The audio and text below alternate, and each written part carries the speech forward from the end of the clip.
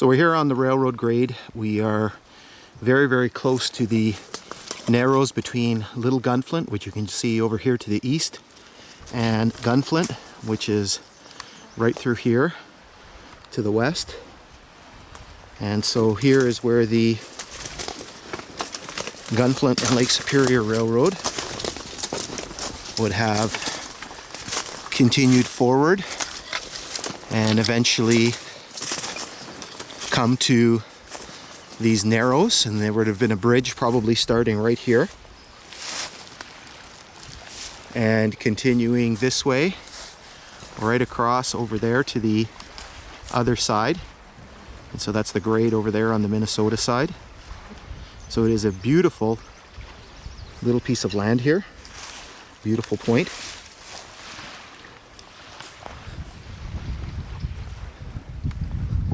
It is a very beautiful day today. So you can see the long expanse of Gunflint Lake here, and then Little Gunflint over here.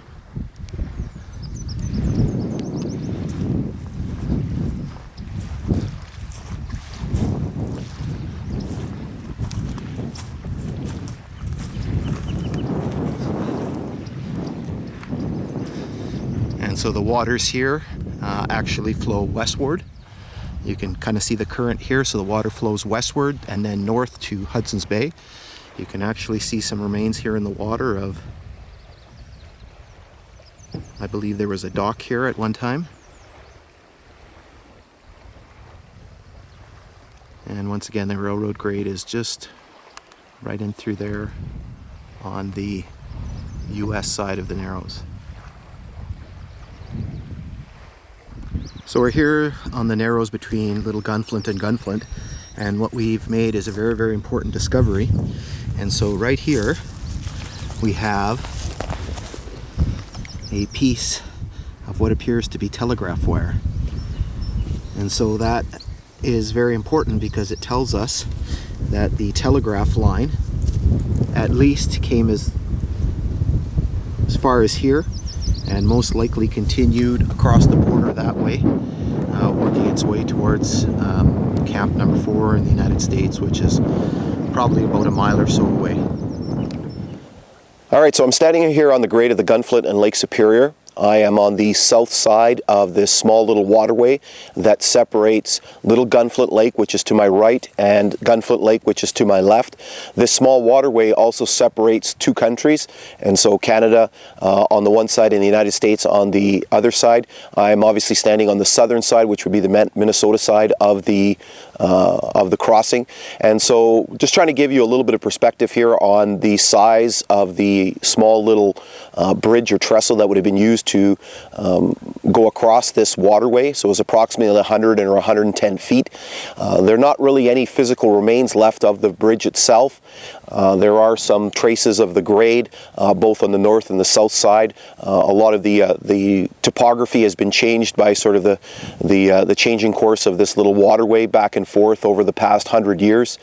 And so what we're going to do is we're going to continue moving southerly on the grade here as we make its way down to camp number 4. All right, so we're here on the grade of the Gunflint and Lake Superior. We are just south of the international crossing, which is right here. You can see the Ontario side here.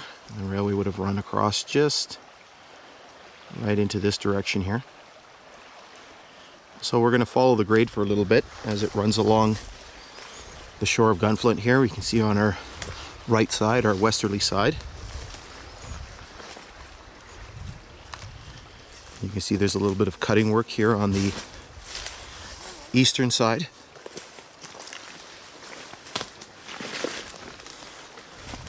It does get a little bit grown in here.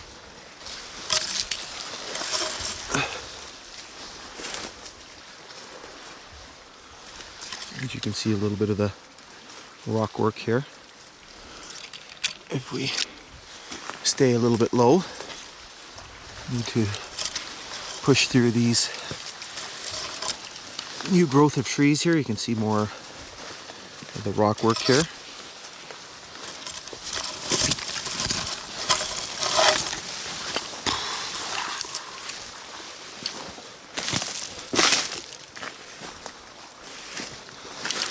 So it opens up here a little bit, but you can still see that we're cut into the hillside a little bit.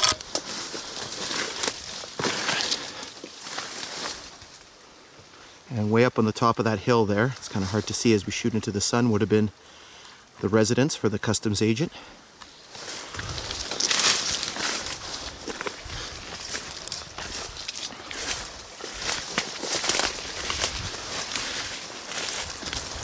Way up on the top of that hill there.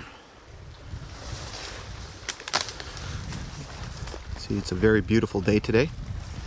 All the fall colors here on Gunflint.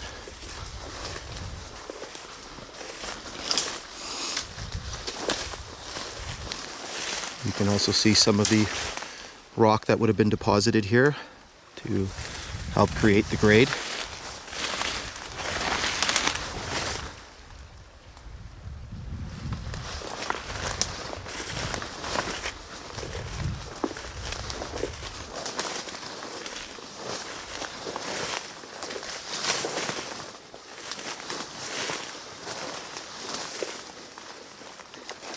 Right here we have a piece of rail. Unfortunately, there are no markings or identification visible on it.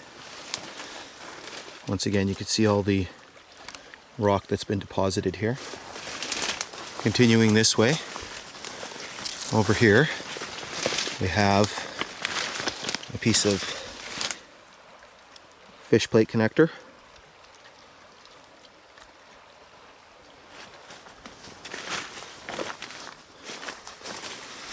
And over here,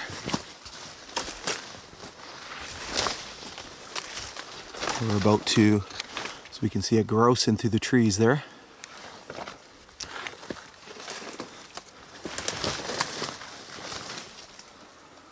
He's hard to see. Continuing this way, you can see once again more of the rock work. Down here we have a couple of spikes. And then over here we have more spikes, some fish plate bolts. And over here we've got more spikes. Again, all the rock that's been deposited. And you can still see the cutting on this side of the grade.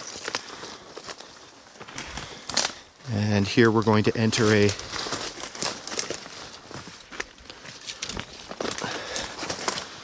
well grown in rock cut. Before the 1999 blowdown and 2007 fire, this cut was very easy to walk through.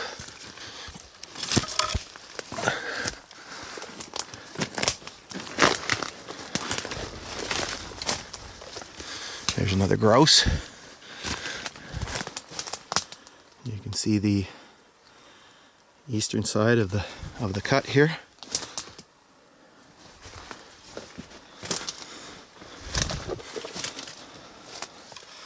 So you can see it's fairly substantial. Probably at least 10 or 12 feet high.